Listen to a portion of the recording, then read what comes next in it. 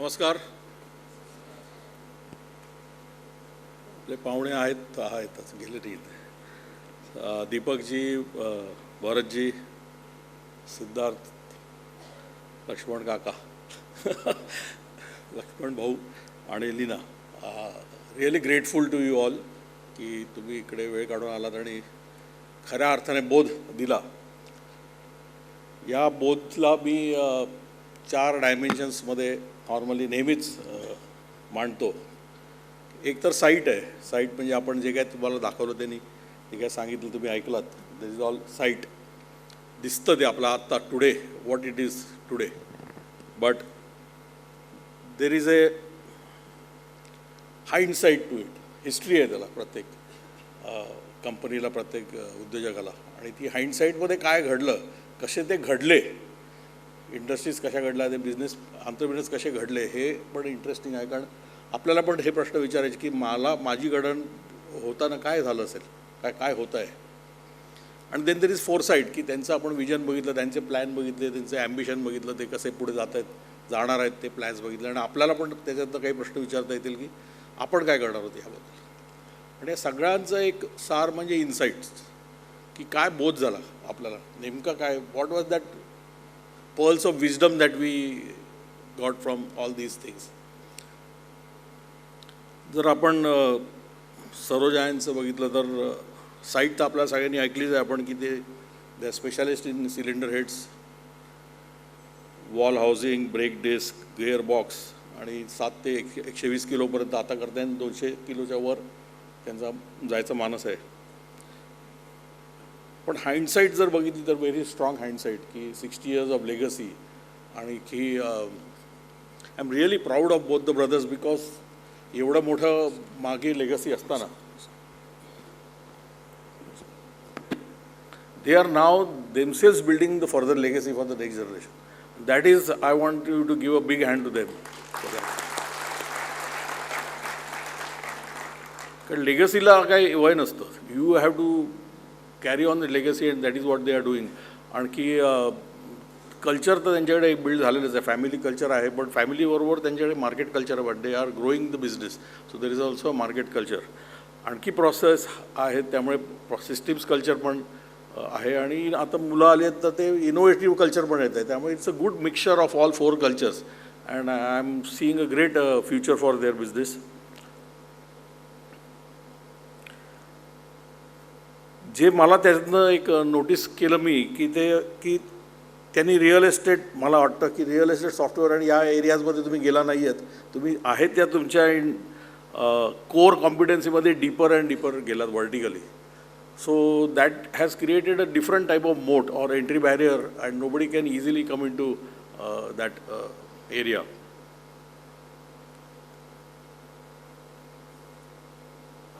So याच्यातनं जी insight तुम्हाला सगळ्यांना घ्यायची आहे, त्यांना मी जाधव प्रिन्सिपल म्हणेन किंवा सरोज प्रिन्सिपल म्हणेन की while the world is chasing horizontal scaling up,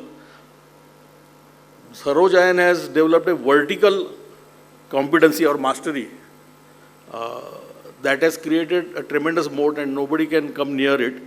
So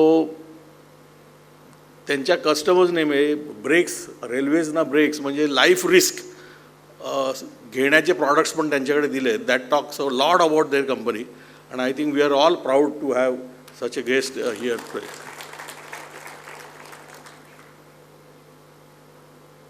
Siddharth शहाना मी म्हणेन ते व्हेलॉसिटी मास्टर आहेत. स्पीड हा त्यांचा व्हॅल्यू आहे आणि ज्या पद्धतीने ते वाढत आहेत, हॅट्स ऑफ टू हिम. 451 काहीतरी स्टोअर्स त्यांनी सुरू केलेत आणि त्याचे 3 फॉर्मॅट आहेत. लार्ज फॉर्मॅट म्हणजे इथे 800 स्क्वेअर फूटपेक्षा मोठा एरिया एक्सपिरियन्स लेड मेट्रोजमध्ये येतो. मीडियम फॉर्मॅट आहे 400 ते 80 स्क्वेअर फूटचे कन्व्हिनियन्स इन Tier 1.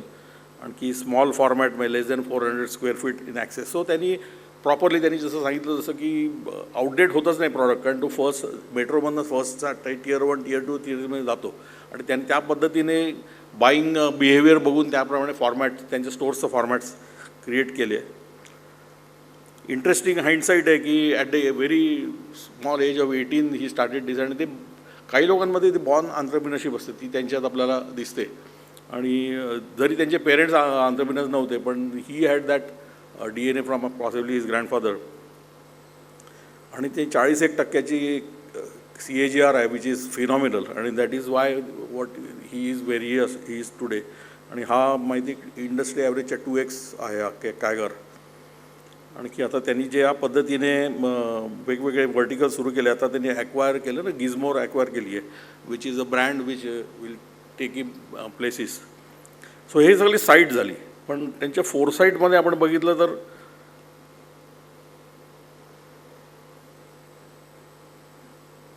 $3,000 कोटीला जायचा प्लॅन आहे. IPO करतायत. आणखी त्यांनी ते सुंदर बोध दिला आपल्याला की त्यांच्या पहिल्या इन्व्हेस्टरने त्याला सांगितलं की जेव्हा तू स्वतः काम करायचं बंद करशील तेव्हा ये माझ्याकडे इन्व्हेस्टमेंटसाठी. So that is a good indicator की लोक मला विचारतात की IPO कधी करायचं. आता this is a good answer की when you stop working your selves and get lead people to work, that is the time for an IPO or investment. The insight was wonderful की आता in line with what we said की you cannot grow if you are not replaceable. That is a fantastic insight. I think की तुम्ही तुमची leadership line develop केली then you will definitely grow. And when it is a multi-location thing, it is all the more important. Transparency, honesty आणि speed त्यांच्याकडे मी visit केली. त्यांच्याकडे 8 core values होता. आणि मी त्यांना विचारलं की ह्यातल्या 4 जर सिलेक्ट करायचं असेल तर कुठच्या कराल. तर त्यांनी ह्या 3 तर केल्यास, ट्रान्सपरन्सी, ऑनेस्टी अँड स्पीड. आणि I think that is he is doing well with those core competencies. So ज्या पद्धतीने ते स्टँडर्डाईज केलं आहे किंवा स्ट्रक्चर्ड व्हरायटी जे काय SKUs आहेत ते खूप आहेत, फॉर्मॅट्स खूप आहेत, लोकेशन्स पार्टनरशिप्स खूप आहेत, प्रॉडक्ट रेंज खूप आहे. हे सगळं त्यांनी प्रॉपरली ही व्हरायटी स्ट्रक्चर केली आहे. And that is where he has succeeded. So hats off to him for what he is done. And I think Kolhapur should be proud of Siddharth Shah.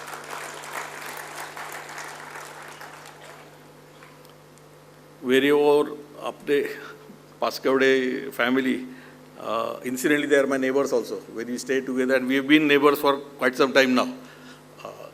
So hats off to them. आणि काही गोष्टी तर मला पण माहीत नव्हत्या नेबर असून सुद्धा. But great. So generational capability transfer जे तुम्ही केलं आहे, that is I think benchmark for all TLCNs where second generation and third generation have joined. आणखी of course site is you make heat exchangers, pressure vessels, industrial silencers, ventilation systems वगैरे. So everybody knows that. But hindsight मध्ये the history which they just showed us, the way, the TLC way of growing. Of course they used ते तुम्ही TLC शिवाय पण वाढला असतातच मला वाटतं. I am confident about that. TLC was just one guide rail for you to grow effectively. पण fantastic growth. आता आज बघतोय आपण 1,30,000 square foot construction area, 300 people. या आणि आय थिंक इट्स फिनॉमिनल. आणि biggest moat which you have created is that the chain of certifications together. स्ट्रॅटेजीमध्ये एक नेहमी मी सांगत असतो की तुम्ही एखादी ॲक्टिव्हिटी करत असाल तर under probability of somebody कॉपिंग that activity, suppose आपण 90% जरी धरलं, सो 0.9 हा फॅक्टर येतो की 90% कोणतरी कॉपी करणार आहे. पण तुम्ही वन मोर ॲक्टिव्हिटी ॲड केली त्याला की 0.9 × 0.9 0.72 होतं. So the entry barrier grows. त्याला अजून एकदा एक नवीन ॲक्टिव्हिटी तुम्ही ॲड केली तर ते 0.9 × 0.9 0.9 होतं. सो एंट्री बॅरियर वाढत जातो. Nobody can have all the competitors together which they have. So customised products as well as globalisation or the global market. Great activities you put together, the certification, you have created a very strong fortress for everybody to come nearby you, and that will help you to grow even faster and at a better EBITDA, which is your plan.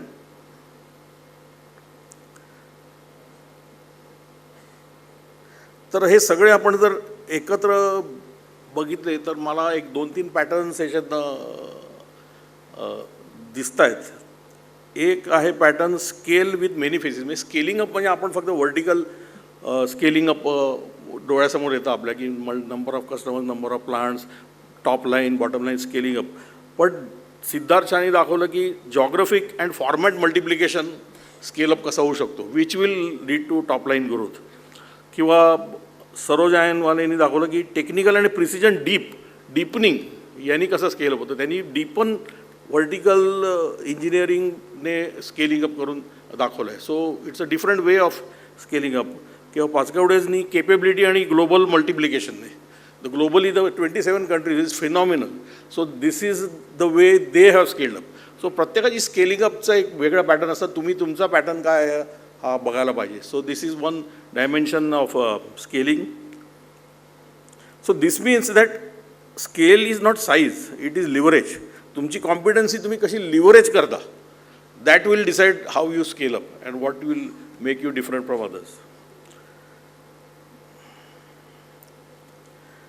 So ह्या सगळ्या site, insight, फोरसाईट, हाइंडसाईटमधनं आपण काय घेऊन जायचं किंवा आपण आपल्या स्वतःला काय प्रश्न विचारायचे, हे 4 प्रश्न मला वाटतं तुम्ही आपल्याला विचारा आणि कदाचित आज संध्याकाळीच किंवा उद्या सकाळी तरी याची उत्तरं काढायचा प्रयत्न करा. What am I not seeing that's right in front of me. म्हणजे साईट, मी आउट ऑफ साईट काय जात आहे माझं आज माझ्या बिझनेसमध्ये, असं काय आहे की जे मला दिसत नाही आहे. वेर आर माय ब्लाइंड स्पॉट्स, हे तुम्ही जरा विचार करा याच्यावर की तिथे तुम्हाला काही अपॉर्च्युनिटीज दिसत आहेत का. काहीतरी कॉम्पिटन्स आहे ती वापरलीच जात नाही आहे किंवा काहीतरी प्रॉडक्ट रेंज आहे ती वाढवू शकतो पण आपण करतच नाही. सो आत्ताच्या मुवमेंटला what are those blind spots where you are losing sight, हे जरा आपण आपल्याला स्वतःलाच प्रश्न विचारायला पाहिजे. Hindsight, what patterns from my journey predict my future. माझं फ्युचरसाठी मागच्या माझ्या ह्या जर्नीमध्ये असे काही पॅटर्न्स आले आहेत. म्हणजे मी वेळोवेळी रिस्क घेत आलो आहे का, आणि जेव्हा जेव्हा रिस्क घेतली तेव्हा सक्सेसफुल झाला आहे का, म्हणजे माझी रिस्क ॲपिटाईट चांगली आहे का, हे पॅटर्न दिसतं आहे का, किंवा माझी लेबर इंटेन्सिव्ह का कॅपिटल इंटेन्सिव्ह याच्यातलं मी जे काही चॉईस केलं आहे त्याने मी ग्रो होतो आहे का. So everywhere you will find that in your hindsight that some pattern of your growth and you have to understand whether this pattern is going to help you in the future, and maybe it is other way that this pattern may not help you in the future, so you have to abandon that pattern because the future things are changing.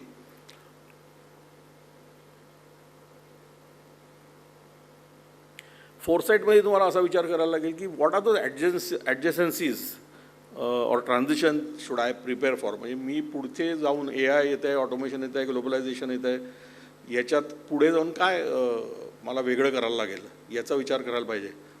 मग अशी मी सिद्धार्थ सरांना विचारलं की मोबाईल्सचं त्यांचं की हे आहे, उद्या जर असं टेक्नॉलॉजी आली की मोबाईलच लागणार नाही आहे तर काय करणार. पण ऑफकोर्स मलाच त्याचं उत्तर सुचलं की Tier 1 Tier 2ला जातील ते मोबाईल, मेट्रोला मग मोबाईल नसेल, दुसरं काहीतरी असेल.